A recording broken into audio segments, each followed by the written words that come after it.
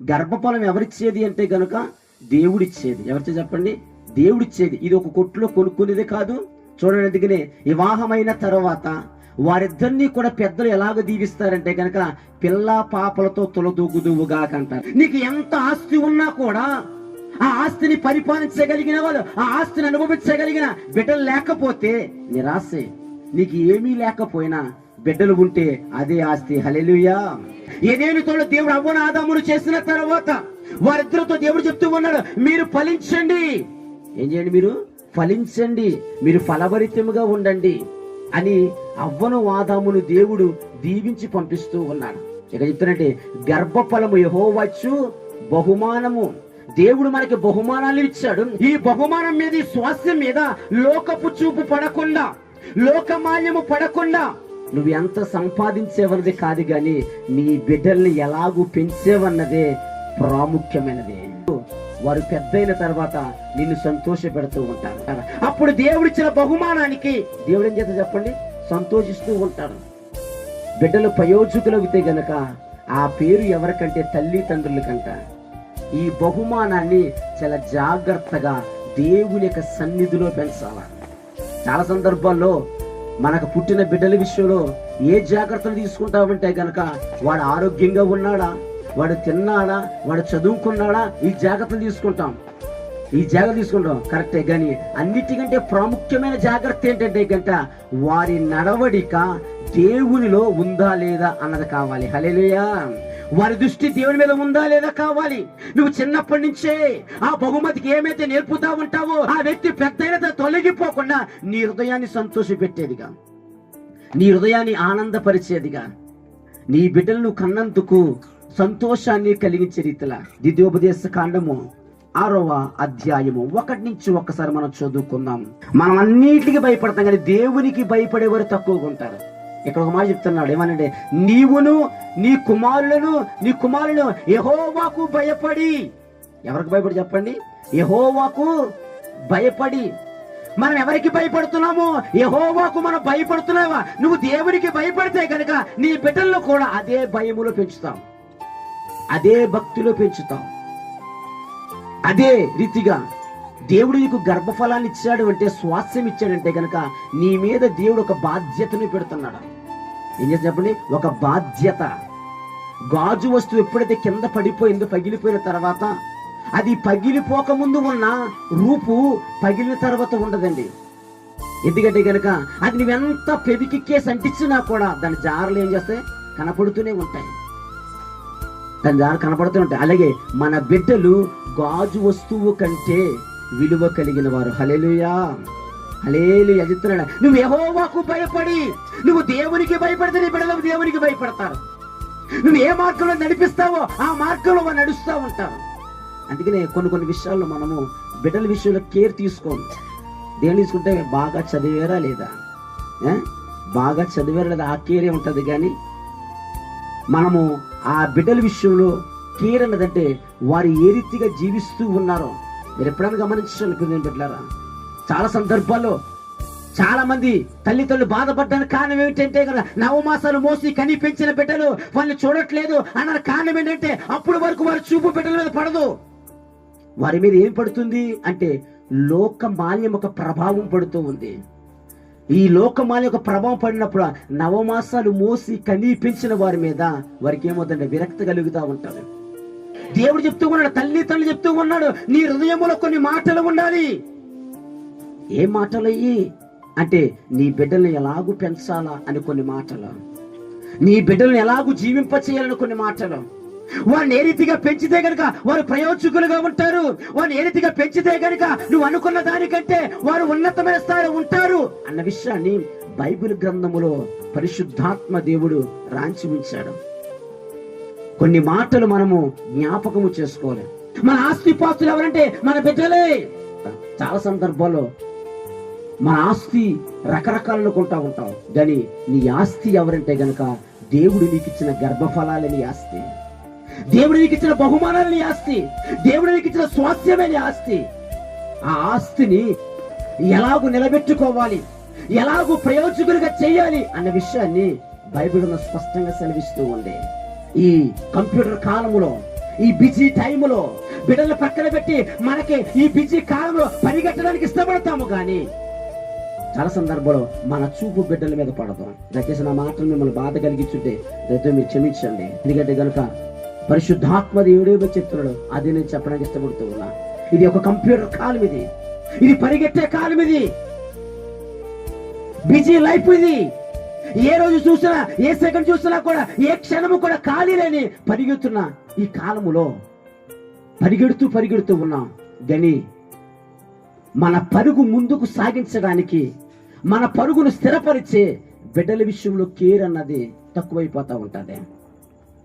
Care తక్కువైపోయింది. వాడు స్కూల్కి వెళ్ళారా, వచ్చారా, చదువుతున్నాడా, చదువుతలేదా, లేదంటే మంచి మార్కులు తెచ్చుకున్నాడా, ఇక్కడ వరకే ఉంటుంది మనకి, ఇక్కడ వరకే మనకు ఉంటుంది. కానీ దానికంటే ప్రాముఖ్యమైనది ఏమిటంటే గనక వారి మీద దేవుని యొక్క దృష్టి ఉందా లేదని చూడాలి. హల్లెలూయా. వారి మీద దేవుని యొక్క దృష్టి ఉందా లేదా, వారు దేవుని యొక్క దృష్టిలో ఉన్నారా లేదని అని ఒక్కసారి ఎప్పుడైతే గమనించి ఆలోచించి, ఒకవేళ దృష్టిలో లేకపోతే వారిని దేవుని దృష్టిలోకి తీసుకొస్తే గనక వారు మంచి ప్రయోజకులుగా ఉంటారు. వారి జీవితము మంచి విలువ కలిగినదిగా ఉంటుంది. వారి జీవితము ఒక బంగారు భవిష్యత్తుగా మార్చబడుతూ ఉంటారు. ఎందుకంటే దేవుడు నీ మీద పెట్టిన బాధ్యతను చాలా జాగ్రత్తగా నిర్వర్తించాలా. ఇది ఈ గర్భఫలం అన్నది ఏదో కొట్లో దొరికినది, ఎక్కడికేదో దొరికేది కాదు. యెహోవా ఇచ్చు బహుమానం అంటున్నారు. ఎవరిచ్చు బహుమానం చెప్పండి? యెహోవా ఇచ్చు. తన ప్రియులు నిద్రిస్తూ ఉండగా ఆయన వారికి ఇచ్చేది అని చెప్తూ ఉన్నారు.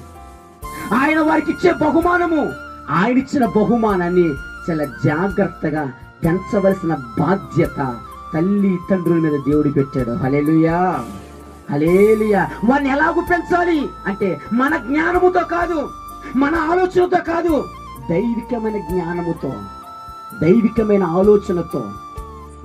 నువ్వు ప్రార్థన చేస్తే, నువ్వు మోకరిస్తే నీతో పాటు నీ బిడ్డలు ప్రార్థన చేస్తామంటారు. నువ్వు అబద్ధమాడితే వాళ్ళు కూడా ఏం చేస్తారు? అబద్ధమాడ మొదలు పెడతారు. మనం అనుసరించే విధానాన్ని, మనం ప్రవర్తించే విధానాన్ని, మన నడిచే నడవడికను చాలా జాగ్రత్తగా మన బిడ్డలు ఏం చేస్తారు చెప్పండి?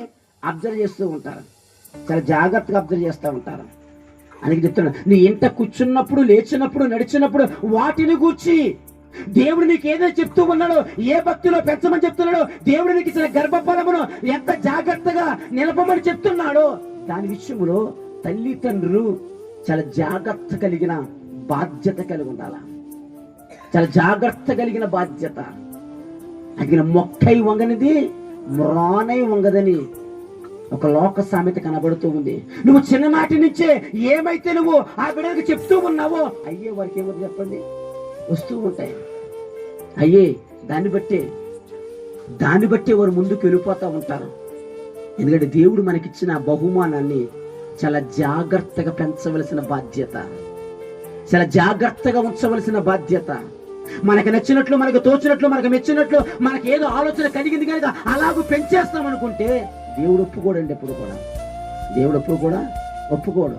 అందులో బైబిల్ చెప్తుంది, యవనస్తులారా మీరు బలవంతులు అని చెప్తూ ఉంది. మన బిడ్డలు ఎటువంటి వారంటే బలవంతులు. నువ్వు పెంచే విధానాన్ని బట్టే నువ్వు ఇచ్చే ఆ ప్రవర్తన, ఆ మంచితనమే వాళ్ళు ముందుకు తీసుకెళ్తుంది. చిన్నప్పటి నుంచి నా తల్లి నన్ను భక్తులు పెంచింది, చిన్నప్పటి నుంచి కూడా నాకు ప్రార్థన నేర్పింది, చిన్నప్పటి నుంచి కూడా బైబిల్ నేర్పింది. అందుకనే నా తల్లి నాకు ఇచ్చిన ఆ భక్తి ఈ రోజు నన్ను ఏం చేసింది? ఒక ప్రయోజకునిగా, ఒక ప్రయోజకురాలుగా నన్ను చేసింది. ఈరోజు స్థలంలో కూర్చున్న ప్రియ సహోదరుడా, నీ బిడ్డలు ఒక ప్రయోజకులుగా ఉండాలి అంటే గనక, ఒక ప్రయోజకురాలుగా నిలబడాలి అంటే గనక మనం ఇవ్వాల్సింది ఏమిటంటే గనక దైవికమైన జ్ఞానము వారికి ఇవ్వాలి. హల్లెలూయా. దైవికమైన జ్ఞానం ఎప్పుడైతే వారికి ఇస్తావో, నువ్వు ఏ స్థితిలో ఉండాలి నీ బిడ్డలు అనుకున్నావో, ఏ పరిస్థితిలో ఉండాలనుకున్నా నువ్వు ఆశ్చర్యపడే రీతిలో నీ బిడ్డను దేవుడు ఏం చేస్తాడు? ఒక ఉన్నతమైన స్థాయిలో పెడతాడు. బైబిల్ గ్రంథం సమూయేలు కనబడతా ఉంటాడు.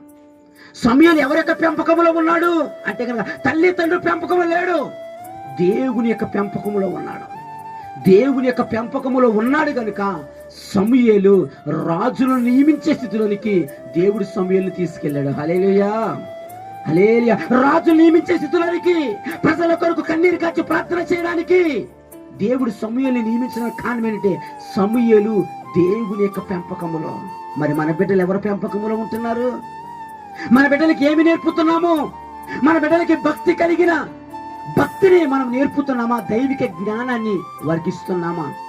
అంటే గనక ఒక్కసారి మనల్ని మనం పరిశోధించుకుని వారిని భక్తిలో నిలుపుకున్నప్పుడు వారు మంచి ప్రయోజకులుగా ఉంటారు. వారు మంచి ప్రయోజకులుగా ఉన్నప్పుడు మొట్టమొదటిగా ఆనందించేది ఎవరంటే గనక నీకు గర్భఫలం ఇచ్చిన దేవుడు తర్వాత నువ్వు సంతోషిస్తావు. నువ్వేం చేస్తావు? సంతోషిస్తూ ఉంటావు. అదే నీ ఇంట కూర్చున్నప్పుడు, లేచినప్పుడు, నడిచినప్పుడు వాటిని గూర్చి నువ్వు చిన్నప్పుడు ఏదైతే వారికి తెలియచేస్తున్నావో, ఏదైతే చెప్తున్నావో అది వారికి ఏమైపోద్దంటే లోపలికి వెళ్ళిపోతుంది.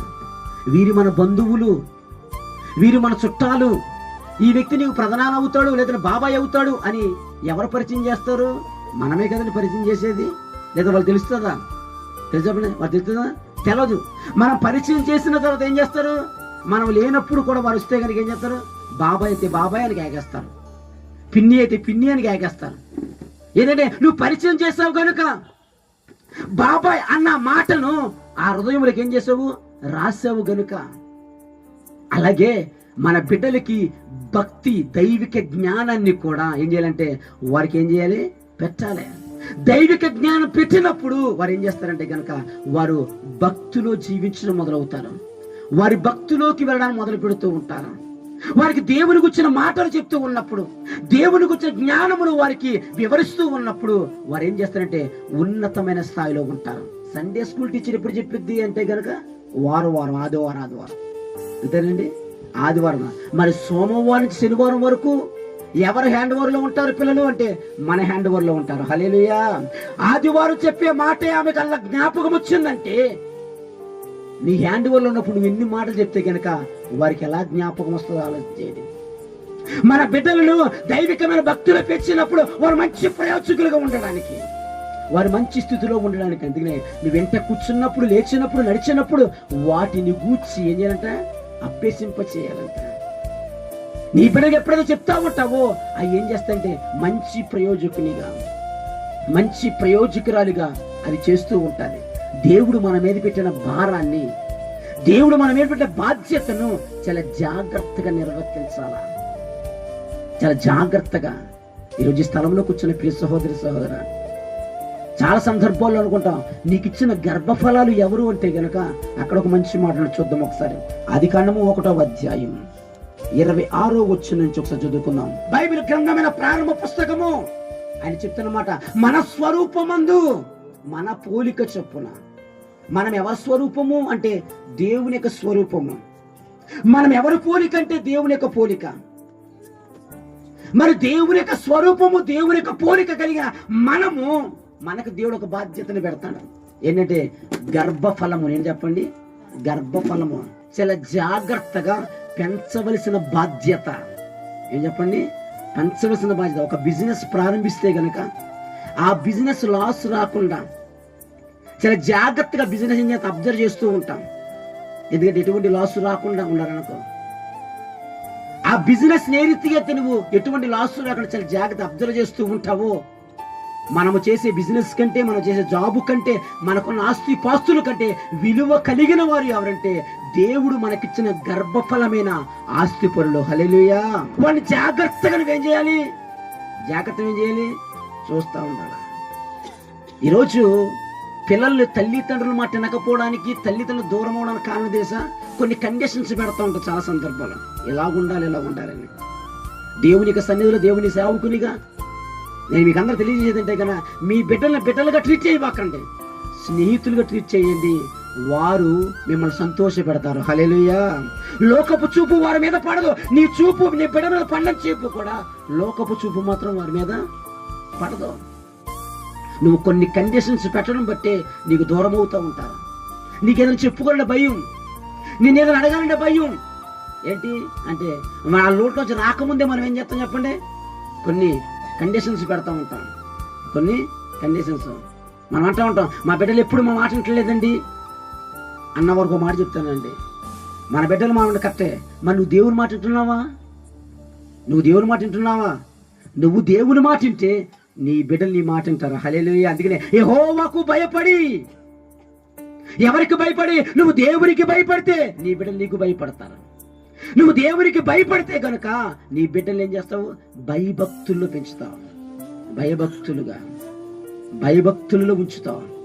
ఈరోజు స్థలములో కూర్చున్న ప్రియ సహోదరి సహోదరు, దేవుడు మనకిచ్చిన గర్భఫలాలు ఎవరి యొక్క చేతుల్లో ఉండాలంటే దేవుని యొక్క చేతిలో ఉండాలా. దేవుని యొక్క చేతిలో ఉండి దేవుని యొక్క భయభక్తుల్లో వారిని పెంచినప్పుడు నీ బిడ్డలు మంచి ప్రయోజకులుగా, మంచి హోదా కలిగిన వారిగా, మంచి స్థితిలో వారు ఉంటూ ఉంటారు. మనకందరికీ తెలుసు, చాలా ఎత్తగొత్త జ్ఞానం ఉంది. ఈ లోకములో ప్రతి విలువ కలిగినది, మానవునికి కావలసిన ప్రతి దాన్ని కూడా కనిపెట్టింది ఎవరు అంటే గనుక బైబిల్ గ్రంథాన్ని చదువుతూ భక్తిలో ఉన్నవాడే కనిపెట్టాడు. హల్లెలూయా. ఈ ఆపరేషన్ కి ముందు మత్తిస్తారు. మత్తు లేకుండా ఆపరేషన్ చేయట్లా. మత్తు లేకుండా ఆపరేషన్ అనేది చేయరు. మరి ఆ మత్తుని కనిపెట్టింది ఎవరు? బయటోడు కాదు. భక్తిలో ఉండి బైబిల్ గ్రంథాన్ని చదువుతూ ఏదో ప్రపంచానికి పరిచయం అవ్వాలి, చరిత్ర తిరగరాయాలి అని ఆలోచన కలిగిన వ్యక్తి ఆ మత్తు మందును కనిపెట్టాడు. కారణం ఏంటే? భక్తిలో ఉన్నాడు గనుక. దైవిక భక్తిలో ఉన్న మన బిడ్డలు ప్రయోజకులుగా ఉండాలి అంటే గనుక వాడిని ఎక్కడ పెంచాలి చెప్పండి? భక్తిలో పెంచాలి.